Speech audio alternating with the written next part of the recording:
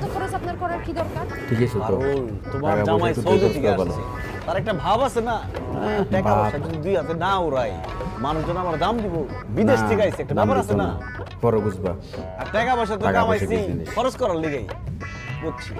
তুমি ভাবছো খালি আব্বা আম্মা বোনের জন্য আনছি, তোমার জন্য কিছু আনি নাই। কি আনছো? তোমার জন্য আনছি সবচেয়ে বেশি, 1 ডজন সাবান, 10টা শ্যাম্পু, 10টা লোশন, তোমার কানের স্বর্ণের দুল, গলার স্বর্ণের চেইন, আচ্ছা আর বডি স্প্রে চেইন, এই লাক্সের মধ্যে যা যা আছে সবই তো তোমার। আমার এইসবের দরকার নাই। আপনি এতদিন পর দেশে আইছেন, আমার এতে আপনাদের খুশি? দেখে খুশি। আসেন খাইতে আসেন।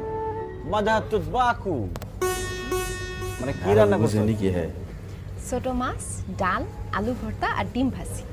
আমি সৌদি থাকতে বড় বড় মাছ আর মাংস খাইতে খাইতে এমন অভ্যাস হয়েছে, আমি বড় মাছ আর মাংস ছাড়া ভাত খাইতেই পারি না। ওরে মা পুরানি কথা এই সমস্ত ছোট মাছ, ডিম, আলু ভর্তা এসব আমি খাবো না।